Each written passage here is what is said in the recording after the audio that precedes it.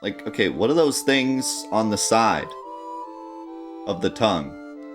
Like those little white nubs? Are those his arms? Alrighty, welcome back to a very special episode of Final Fantathon, because it is Christmas Eve. We are all here together celebrating Christmas on this beautiful Christmas Eve morning. Everyone is so excited. It is so great to have everyone here, and I'm just so excited to play some Final Fantasy IX today. It's been such an amazing morning with the community. Rapso, thank you for the 10 gifted subs, by the way, right when we were starting. Thank you so much. Man, it has just been an amazing morning, and just being with everyone on Christmas Eve is truly special. It is a truly special day today. So thank you, and Merry Christmas to everyone on YouTube, and by the time you see this, it'll be almost New Year's, so Happy New Year as well. Hope you stay safe, and hope you have a great New Year. Make a lasting New Year's resolution, or not. Most people hate New Year's resolutions anymore. I gotta play it. I think this is the wrong way. Because he said we have to go up and grab the Switch first. Yeah, this is the wrong way. But guess we'll see what it does. So yeah, man, we've had an amazing week this week. We've been doing Christmas stuff all week. We played a Celeste Christmas mod. We played a Doom Christmas mod. Okay, I'm glad I went this way.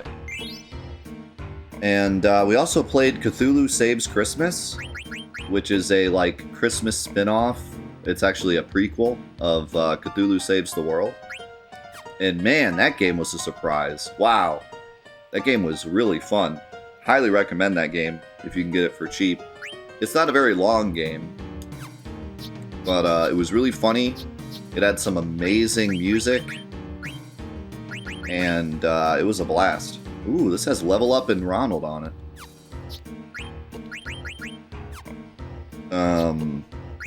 Yeah, it was a great time.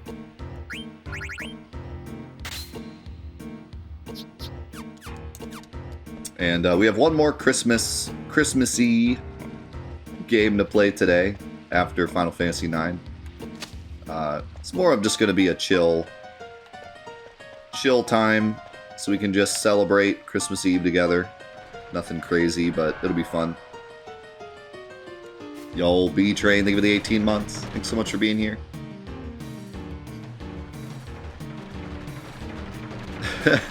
I know you meant it as a joke, but that's actually a good question, because New Year's Eve actually falls on Friday as well.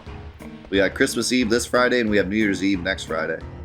But as far as I know, I should be streaming on New Year's Eve. I don't think we're doing anything, so I'll let you know if that changes, but I think we are, so that's going to be pretty cool. Christmas Eve today, and then New Year's Eve next week.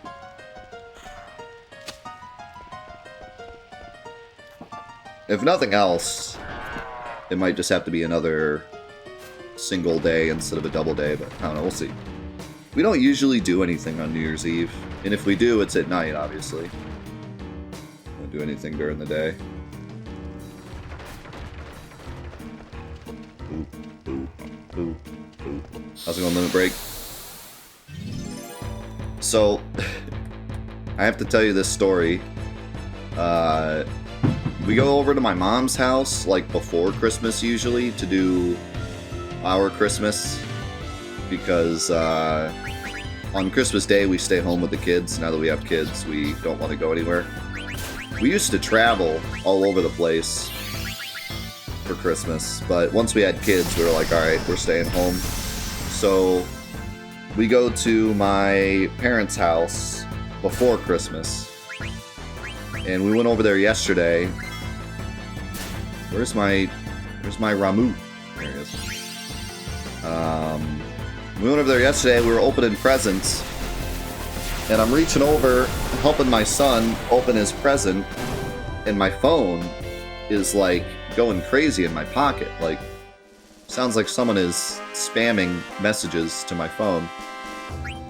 And I'm like, oh man, I must be getting some some sauce, you know? Like one of my buddies is sending me some long story about something that happened, or something. Like I'm getting the deets on some really interesting story or something. Because my phone is just bzz, bzz, bzz, bzz, bzz, while I'm opening this gift. So I get done opening the gift and my son waddles away, and I look in my pocket at my phone. I got an email from AT&T, who I currently do not have. I don't have their internet or their cable. In fact, I can't even get their internet. I've called them multiple times, and they say, we don't service your area. And they still call me all the time, like, get our service. And I'm like, I couldn't even if I wanted to. But, you know how when you, like, forget your user ID, you click forgot user ID, and it sends you an email that says this is your user ID? And sometimes, if you get a message like that, it means that someone's trying to hack your account. Other times, it's just accidental, right? I got an email saying that, like, here's your ID, of an old AT&T email that I don't even use anymore. I got that email, I counted, 33 times within a 3-minute period. 33 of the same email. And it's just still going. Every couple seconds, I'm getting another one. Like, what is going on? So I gotta stop my Christmas celebration with my children to call up AT&T, and I'm like, hey, someone trying to hack my account or what? And this guy is like, he has no idea what I'm talking about. Like, I don't know how to describe this email to him. I'm like, I'm getting an email saying that I'm asking for my ID, but I'm not asking for my ID. Is someone trying to hack my account? That should be enough for him to understand. But he's like, what email are you getting? And I'm like, dude, you got to go through this all the time. There's no way. And so he takes like forever, and then eventually he's just like, oh yeah, it was an accident. Like, it was just an automated system on our end. And I'm like, an automated system on your end sent me the same email 33 times? Fix your bot, dude. What? Hello? You kidding me? There's no way. He's like, don't worry, no one's trying to access your account. It was just on our end. Like, no way. And it happens as we're celebrating Christmas with my parents. Like, dude. I was so mad. I can't believe this. You know, if it was anything else, I could have just waited. But I had to call because someone might have been trying to, you know, access my account or something. So, and it was an old account that I don't use, but it could have some info. So, like, it's important to call just to make sure. I was, like, so mad. It's like, if it was anything else, I could have just waited and called him later. But because it was a potential identity theft thing, like, I got to call right then just to be safe. And my wife's looking at me like, what could have been so important that you had to call right now? Ooh, level 4, holy. And I'm like, dude, my phone is just sitting there going bzz, bzz, bzz. Like, like it won't stop.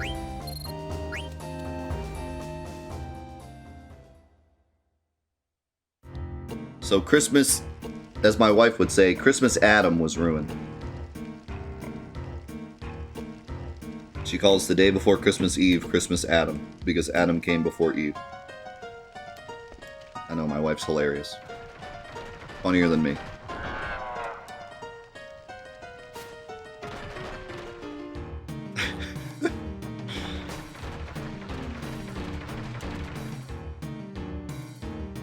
Legit mom joke. Yeah, you thought dad jokes were bad.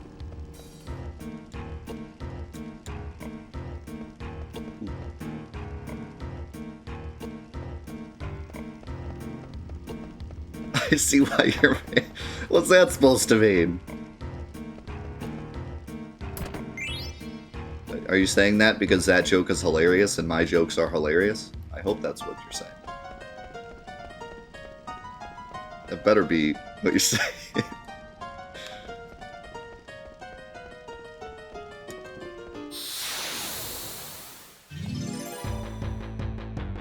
Yes and no. Can't believe you'd do this to me.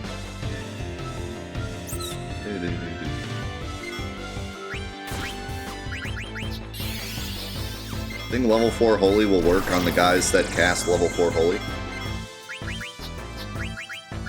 Probably not. I mean, I could scan them and see what level they are.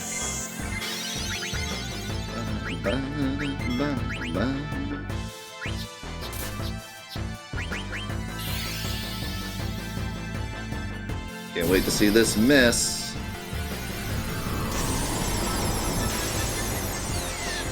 Oh my god, it worked.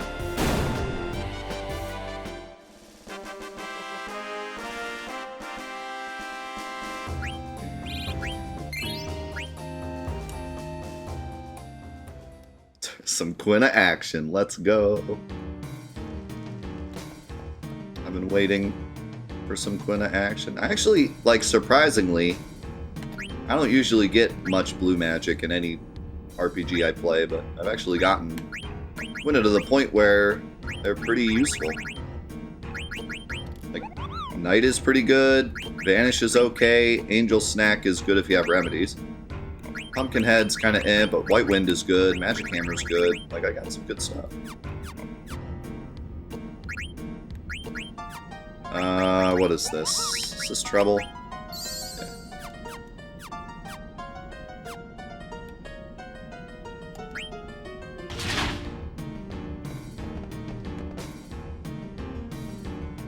So,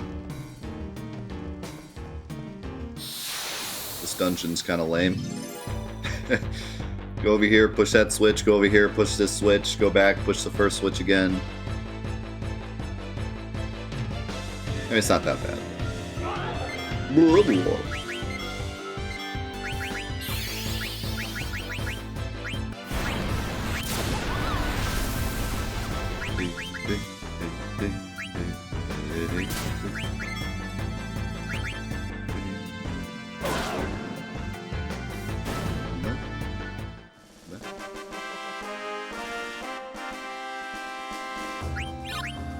Yeah, I think as it comes to blue mages, Quinn is pretty good, even though their trance is useless.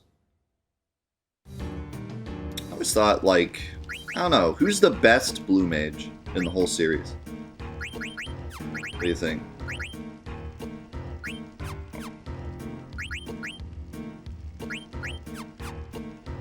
Like, obviously, the best enemy skill type thing in the whole series is enemy skill materia, but that isn't attached to a character, so... Strago? My first thought was Kamari, but Kamari sucks. I don't know why I thought Kamari. The Kamari is not good. I mean, he can be good, but he's not good.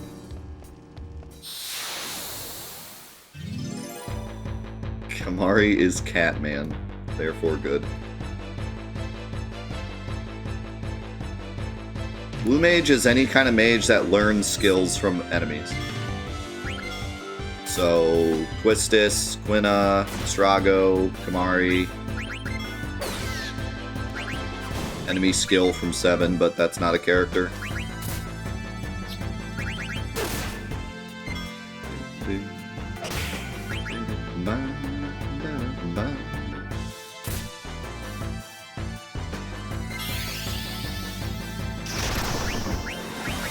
Yeah, I mean, I didn't use Gao a lot, but a lot of people are saying Gao is super good. It's just hard to learn his skills.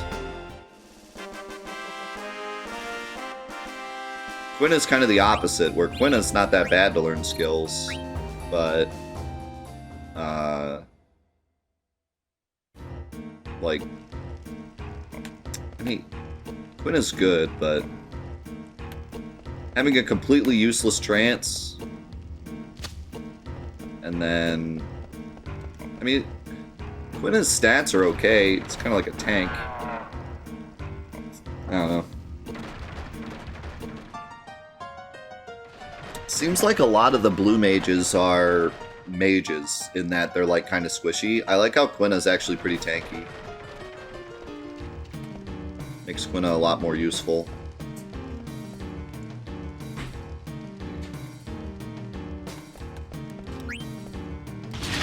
And we just do that. I mean, there's like no other way you could possibly do this. It's kind of just yeah.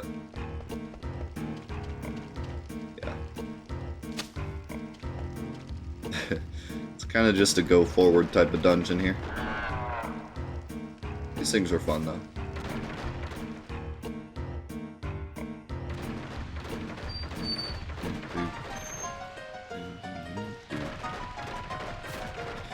Yeah, see, I was never a big fan of red mages either. I like the concept of red mages.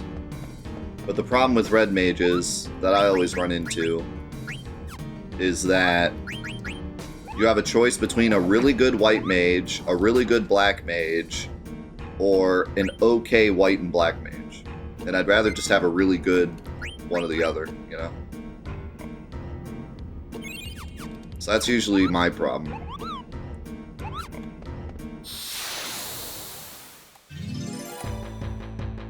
I don't remember the first game I played that had a red mage, but I remember my first experience with red mage, it was like they could learn all the low-level skills, but none of the high-level ones.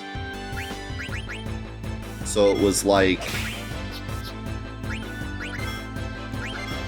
they could learn Fire 2 and Thunder 2, but not Fire 3, and not like Ultima or Holy. And then they could learn like Cure 2 and Ronald, but not Cure 3 or Life, and it was like, wow, this character just sucks. It might have been Final Fantasy 1.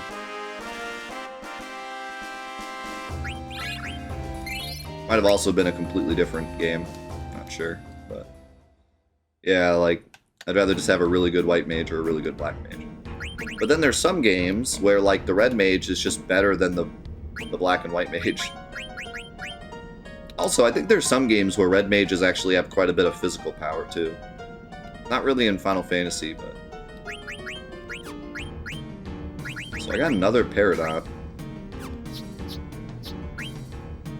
It's kind of weird.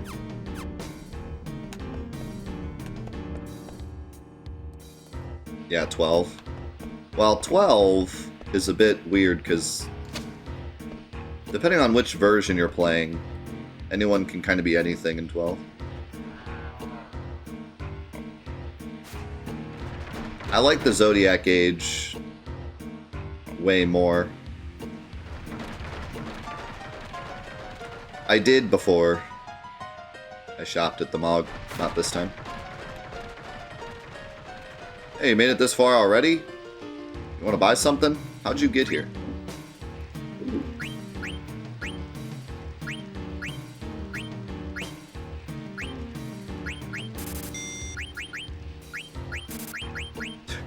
At this point, I'm just buying stuff that I only have one of, because, like, I'm rich.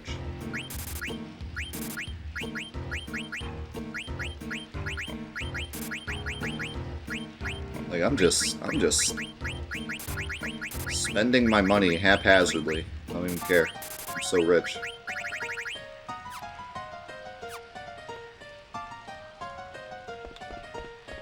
What? Which way am I going here?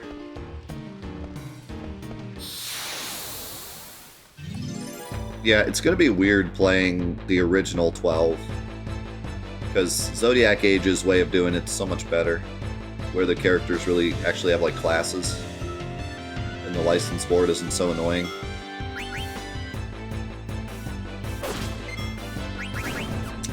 It's gonna be cool though because we're gonna play the original for Fantathon, and then I'm gonna go back and play Zodiac Age for Trophy Quest. So we're gonna actually see the difference and how much better it is. Oh my god, look at all this. How do I already have Solution 9? I don't know, but it sounds cool to it.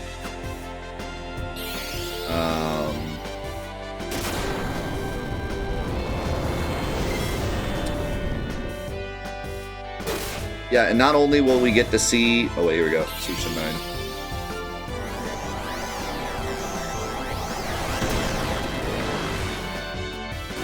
Well... He's dead. Yeah, that move is sick. I love the name. It's almost like they were trying to do the Final Fantasy VII thing and put 9 in everything. Holy cow, Zidane has 1,000 HP. He has 10%. He does not have 10% HP up. But he still has 1,000 HP. Why is he so tanky? Thief class bad?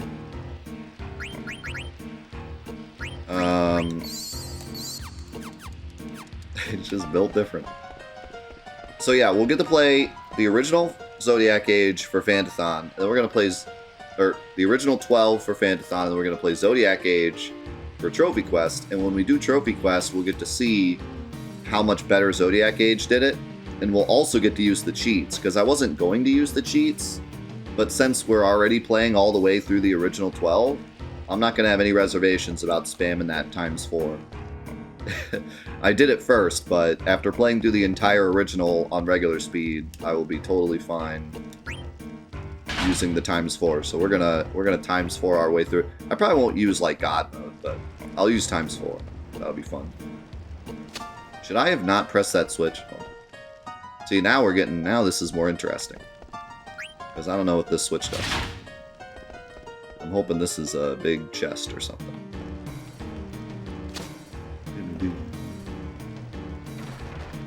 Yeah.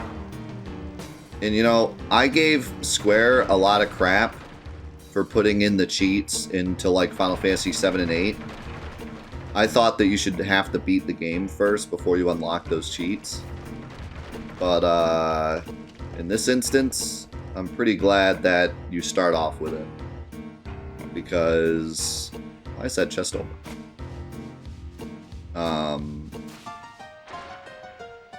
Oh.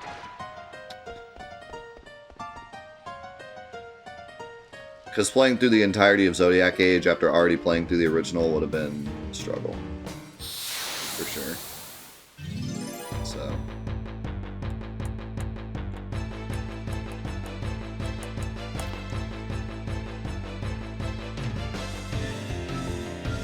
Yeah, I don't know. I keep swapping back and forth because part of me feels like having the cheats there,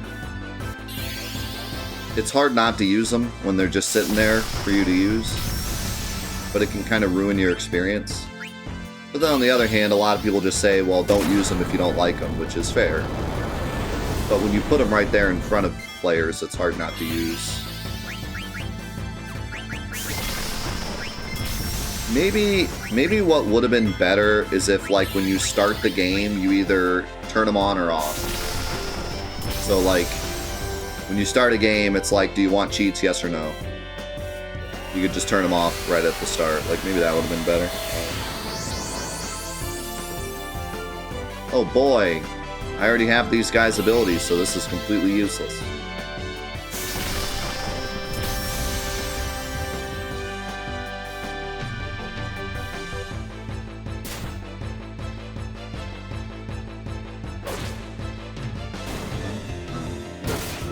Holy cow, that damage.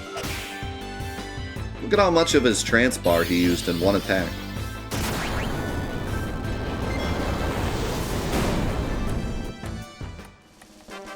Wouldn't mind if they were in a configuration file. Yeah, I don't know. I keep going back and forth. Like, I totally get the argument that just don't use them, you know what I mean? But they just make them so accessible, and if you put something in front of a player, a lot of times they're going to use it. It's just the way things are. Like, what's that theory? There's that theory where players will always use whatever's in front of them to beat the game the fastest. Like, they will take whatever route the game gives them to get to their objective the quickest. And if you just, like, put cheats there, even if they go into the game thinking, like, I'm not going to use cheats because I've never played this game before, just having them there kind of changes your mindset. I don't know. Yeah, like the path of least resistance, basically. This dungeon got a lot more complicated all of a sudden. But then, I mean, it's not that they always go for the fastest. Like, especially RPGs, a lot of people like to take it slow, but it's just that it's this path of least resistance where it's like, if you're, for example, if you're like, okay, I'm playing Final Fantasy IX, but I'm stuck at this boss and I want to grind, a lot of players are going to be like, well, I have this cheat, I might as well use it to grind, because I'm just grinding anyways. Which is pretty fair. But if you don't have that cheat there, then they experience the game the way it was supposed to be experienced. And I feel like those cheats are there more for people that are playing through the second time. But by having them there during a first playthrough, it kind of changes the whole mindset of a first playthrough.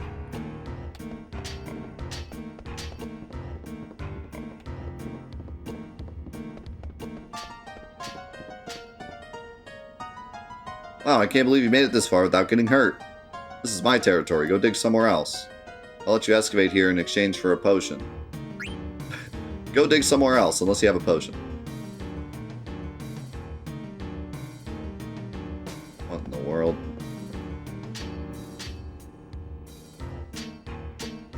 It's like, Own Village. But not. I guess that's nothing.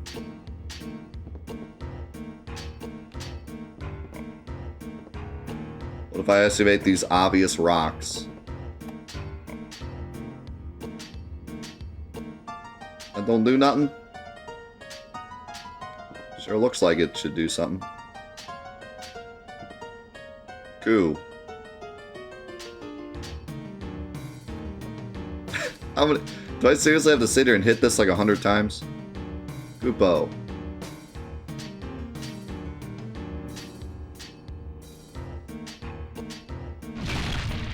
Chocobo! Well. I want you to deliver a letter to Chocobo. But that's your name.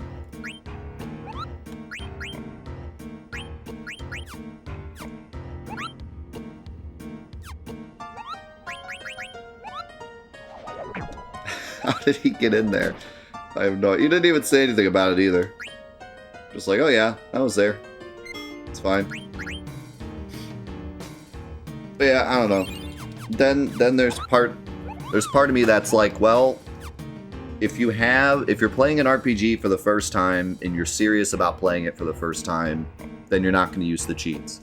And it's your fault if you succumb to using the cheats.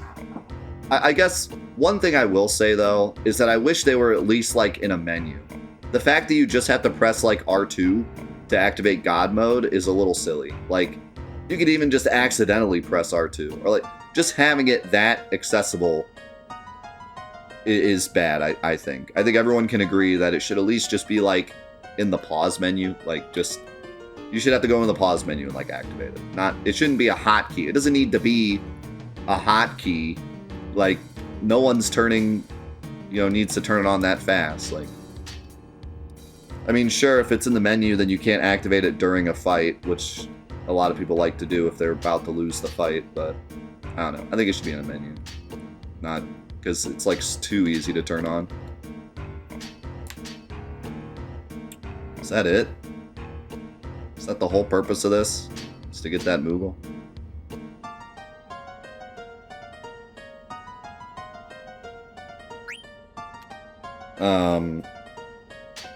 But yeah,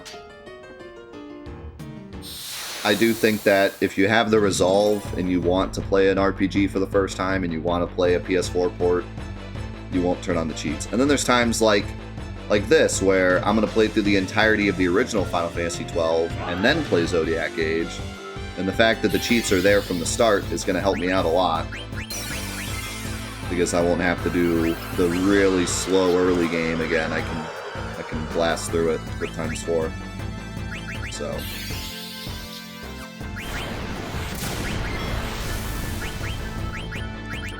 I will at least get a use out of it.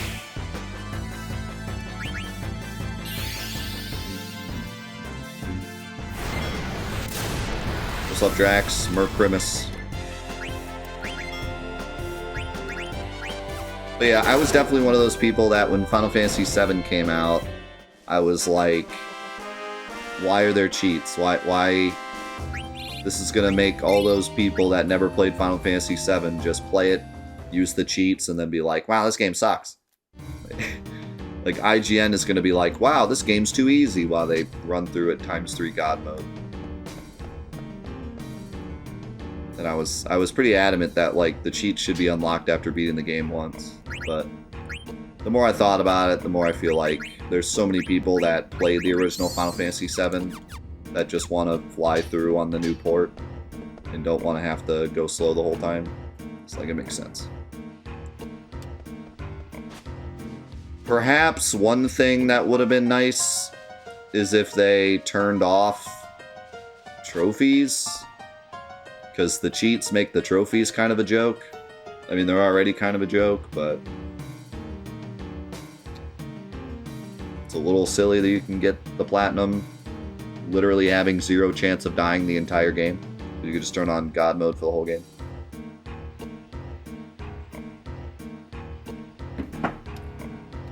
You will be shut out once you flip this switch and go outside.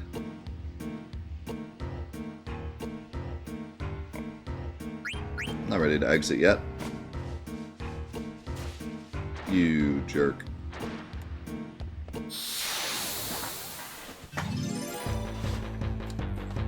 Final Fantasy IX trophy list is one of the worst I've ever seen. And that's saying something, because we're talking about Square Enix here. Oh, speaking of Square Enix, I have a bit of an apology for everyone.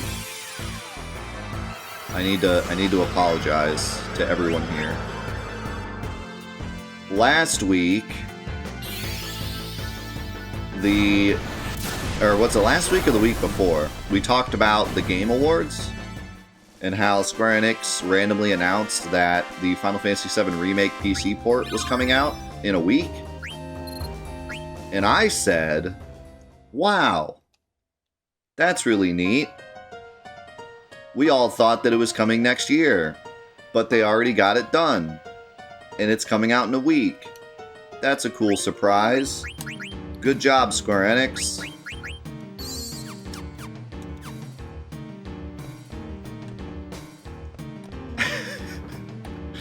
I should know better. I should know better at this point. Like, I apologize.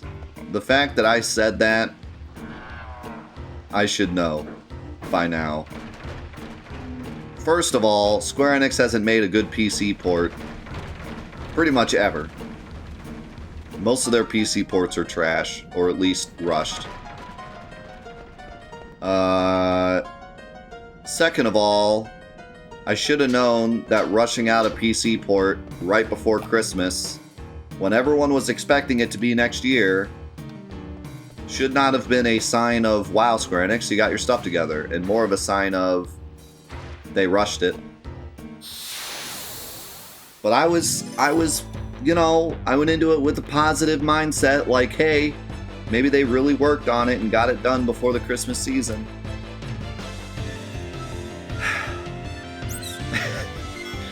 I apologize. I should know better at this point. I should 100% know better. The PC port of the Final Fantasy VII Remake is maybe the worst I've ever seen. There are many reports right now saying that it might be the worst PC port of all time.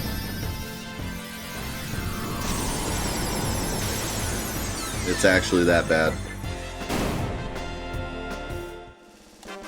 So that's great. If you bought it, it's okay, because they'll well, I hope they fix it. But I would maybe wait a bit to play it until you see if they fix it.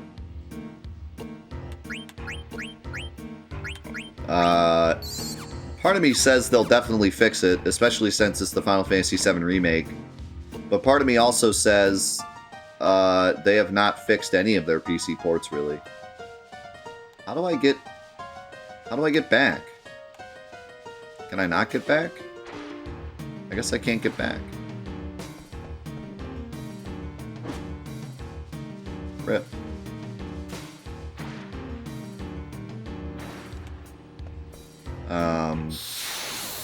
But yeah.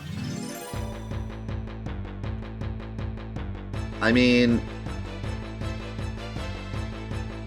if you use mods and you have a god computer, then the remake will probably be fine. Well, I don't know. I've seen a lot of reports of people using 3080s or whatever the crazy graphics card is, and it still lags. But, wow, Vivi just hit with the line. It's a lot of things. First of all, they released it with the wrong version. And they had to hotfix it, I think, because they accidentally released the wrong version. Then a lot of people are saying that it lags even on the best computers. A lot of people are saying it doesn't look as good as it did on PS5, which is sad. And it's also Epic Game Store only, which people are mad about. And then it's $70, which a lot of people were already mad about before they even played it and realized it was bad. A lot of people were saying even if it's a perfect port, $70 is too expensive.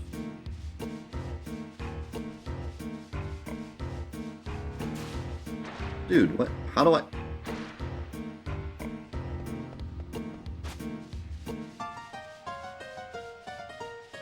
I don't think I can get back.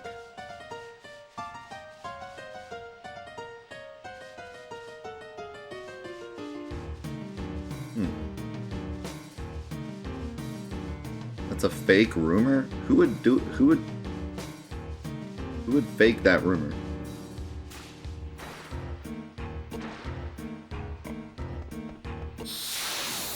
Well, regardless, I think it's safe to say a worse version of the game isn't worth $70. I'm still kind of mad about the $70 thing because I don't understand from a game developer standpoint. I don't understand the $70 price tag because, like I said last week, I don't think anyone would have complained about 60 or even 65. That jump up to the next 10 decimal is like such a huge jump for people. Like, it's a mental thing. Like, when you see 65, it feels like 60, but then maybe the $5 is for like the DLC or something, like a little extra. But as soon as people see that 70, like, it changes in their mind. They feel like it's so much more expensive. Like, 70 feels way more expensive than 65. So I just feel like if you had made it 60 or 65, it would have been like way less people being mad about it. Yeah, I mean, there's a reason that everything's $9.99 instead of $10. There's a reason for that. So I guess we can't go back. Whatever item there was back there, I missed it.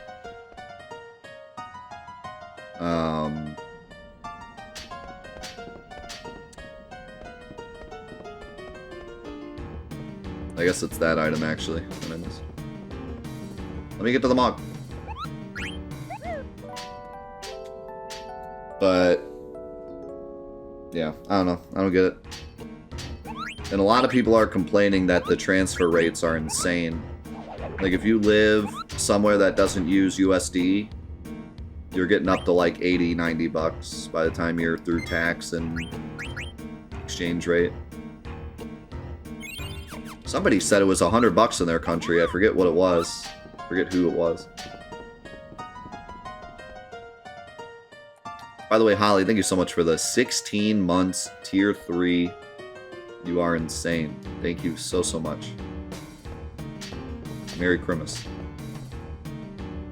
Merry Chrysler. This is the wrong way. It's over here. Ooh. I had that. Ooh. Mug. I kind of hate Mug, but...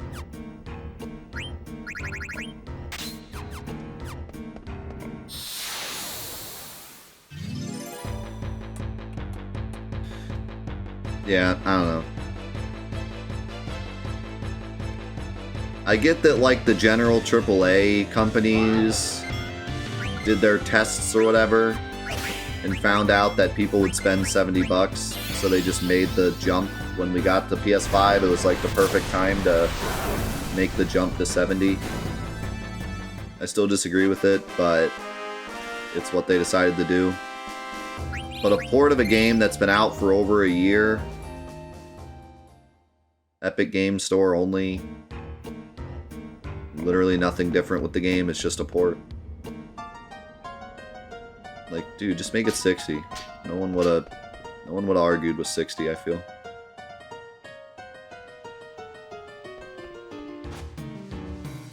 Like, if you think that people will buy it at 70, then fine. But if you have any doubt in your mind that people are gonna, like, be mad at 70, just make it 60.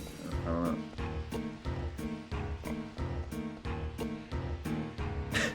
Merry Christmas. Okay, bye. Love you too.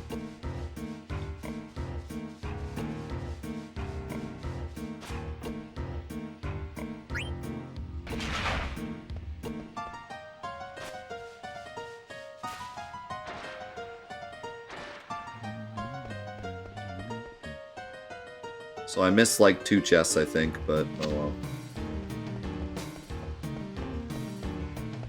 How's Halo? Freaking unoptimized? I don't know. It runs like crap. I don't know what the heck. Other than that, it's great. I need to optimize it. Or I need to get a better computer or something. But I feel like it's not me, I feel like it's them. I've had several people tell me they just straight up can't play the game. And I know there was a lot of crash issues when it came out too.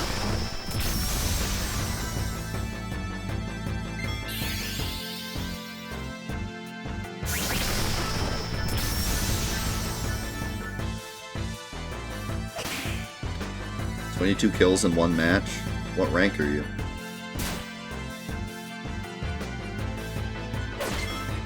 Or you're not playing rank?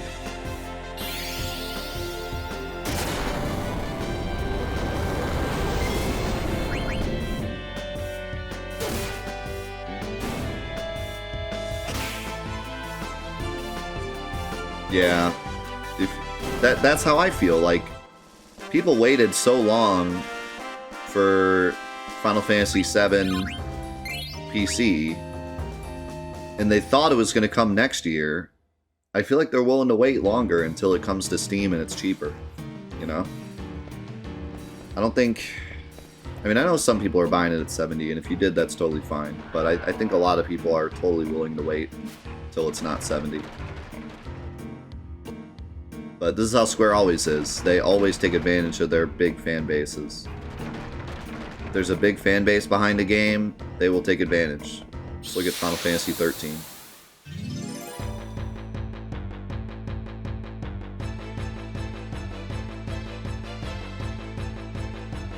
Let's go sneaky.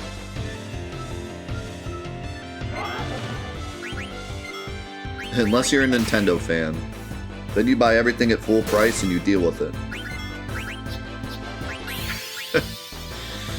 Rip Nintendo fans. You want to play Mario Party 6?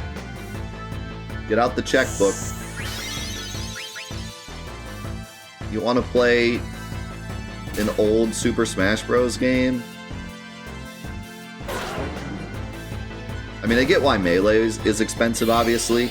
But I remember my cousin and I wanted to buy Super Smash Bros. Wii U because we wanted something to play together and we were getting excited for Ultimate. This was before Ultimate released. And it was like full price, so we were like, why? This game's been out forever and the Wii U is dead. Why is it full price? And then after Ultimate came out, it was still full price. Like, who's buying Smash Wii U when Ultimate is out? Make it cheaper. What are they doing out here? Do you understand? In order to play an old Smash game, the amount of investment you have to put in. If you want to play Super Smash Bros. Melee, hey, Outer Continent, let's go, dude. We can see the whole map now.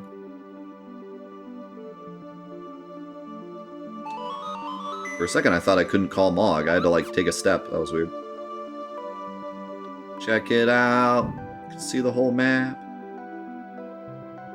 Chocobo's all the way over there. And we're playing the jam. If you want to play Smash Bros. Melee, you might as well just, like, sell your car or something. And then, if you want to play Smash Wii U, you have to buy a dead Nintendo console, probably $200 worth of controllers, and then the game itself, which is still full price. Like, wow. Nintendo really loves to just kill its old games.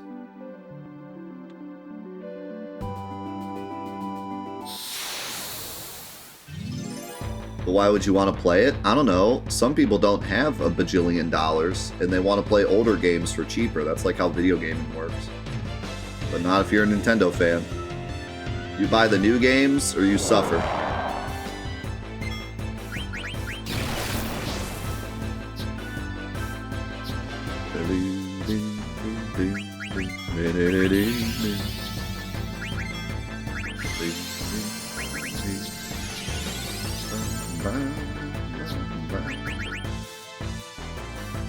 I kind of want to cast Float on this thing just because I think it would look funny if it's floating. Also, Dagger mad.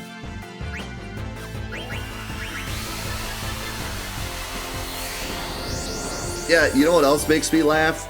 Out of all the gaming companies, Nintendo are the ones that hate emulation the most, and yet they're the ones that get the most emulated because of the way they treat their old games.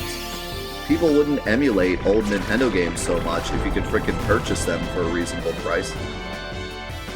Not only that, but they kill a lot of their games too. Like, they killed a ton of Wii games when they shut down the store. So now people emulate Wii games because you legitimately cannot purchase them.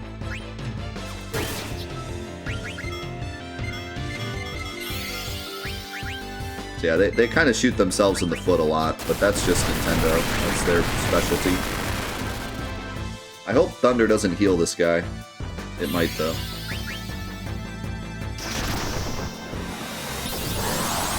Oh, he's dead anyways. So glad I finally got Dagger's Trance so I could not use it.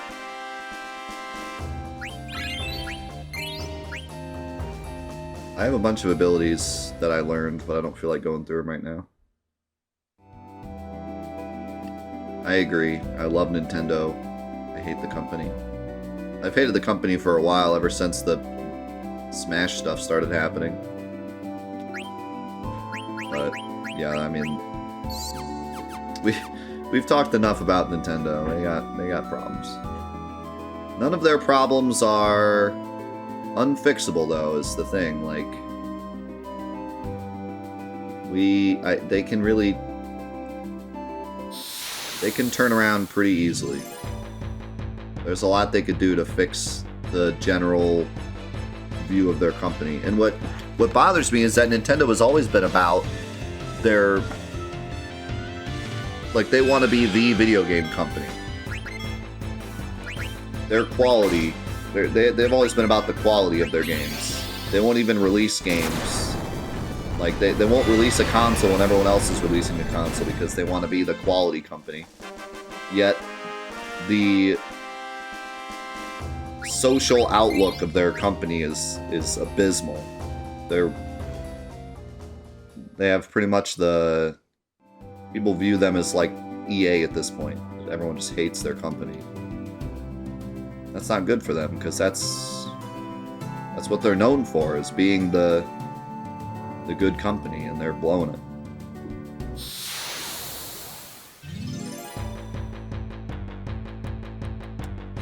People are willing to spend stupid amounts of money for Nintendo games just because they like Nintendo. But it's getting to the point where everyone's hating Nintendo, and that's not what they want. EA doesn't care if we hate them. That's not their game. Their game isn't for us to like them. Their game is the casual market. But with Nintendo, it's all about their hardcore fans, so they need to keep up their public perception. And their public perception is trash right now. Again, like Blizzard, they don't care that much about what we think of them. They're after that hardcore market that's going to buy their games anyways.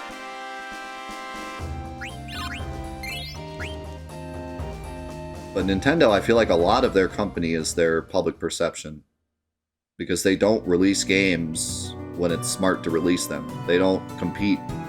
They don't have that high-end console that everyone needs.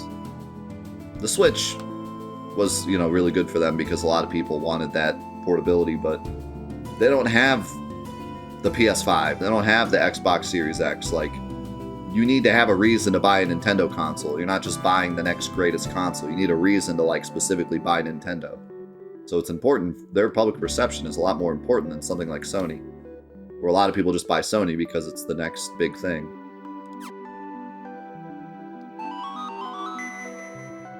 I mean, I hate to say that Nintendo is lucky because, like, it's not luck. They did it themselves. But Nintendo is kind of lucky they have stuff like Smash and Pokemon. Because I don't know if they would be as successful if they didn't have, you know, Zelda, Mario, Pokemon. Like, without the big three, a lot of people would be not buying Nintendo consoles, I think. I mean, like, I remember when the new Pokemon games came out, so many people bought Switches. Like, they had not bought a Switch yet. The Pokemon game is what made them buy a Switch. Also, the Animal Crossing game. Almost everyone I know that owns a Switch bought it when the Animal Crossing game came out.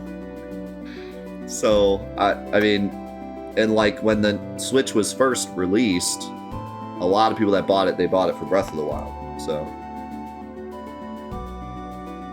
also, is this a new marsh? New frogs.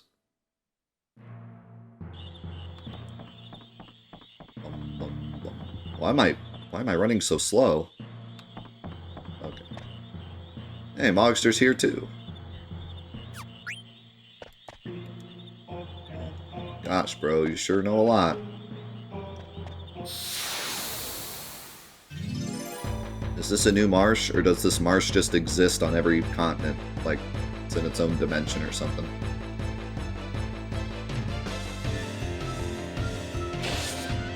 Nintendo also has that nostalgia factor. All they gotta do is remake an old Pokemon game and everyone freaks out.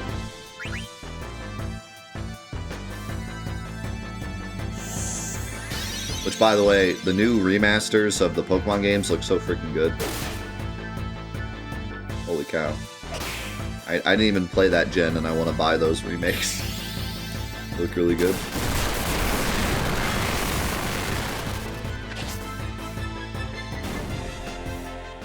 I really love that enemy model. He looked cool. I finally learned a million. Yeah, Brilliant Diamond looks so good.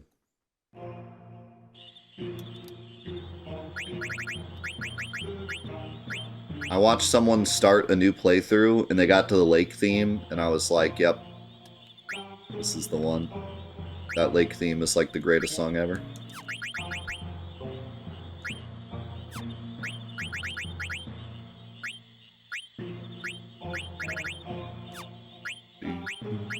Boop, boop, bop. Beep, boop, boop, boop, bop.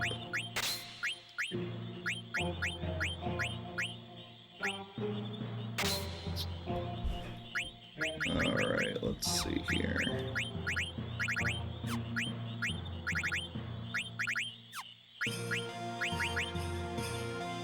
Annoy.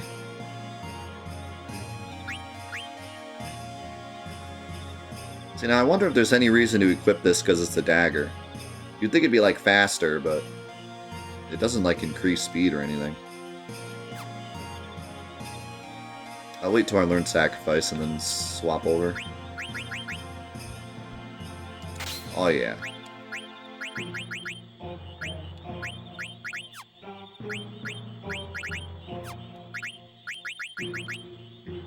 Ability up. Don't mind if I do.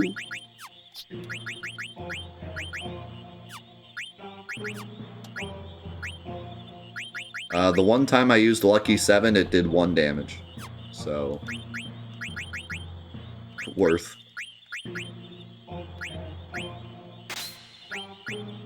Let's put that on for the stats, I guess. Wonder if I should unequip this so somebody else can equip it. Nah, they can't equip robes. Yeah, Cura, let's go. That's what I want. Now we're talking. Take your time in the menu. I like this song. I like this song. Frog song. I see a golden frog. I also see lag. Quickly, catch the frog so the screen stops lagging.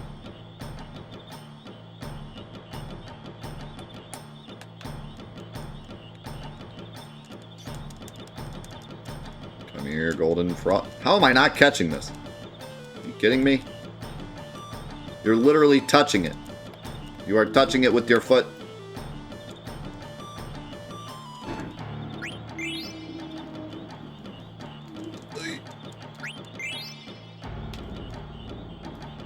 Oh man, there's 2 frogs right there, Quail. Give me a second. You come far a long way of Gourmand. I give you this. I want your dumb elixir. I want my gold frog. Catch it.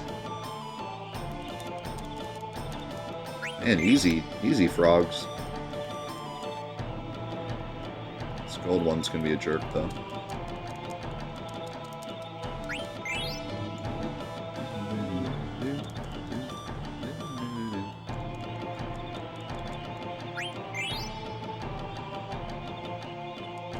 Yeah. Now just you.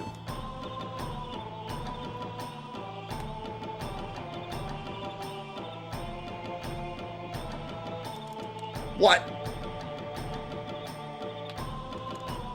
What? You can't go this way? Come on. How's it going, Aaron? Merry Christmas.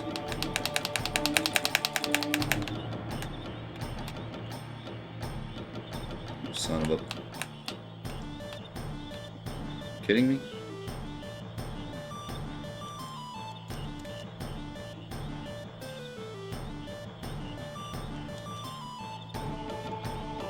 I love this game because it truly, like, captures the act of trying to catch a frog. Like, this is exactly how I feel like it would go. If I tried to catch a frog in real life, this is how it would go down.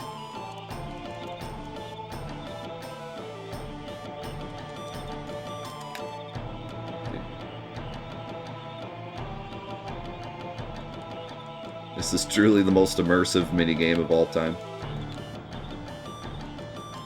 Are you kidding me? Got him.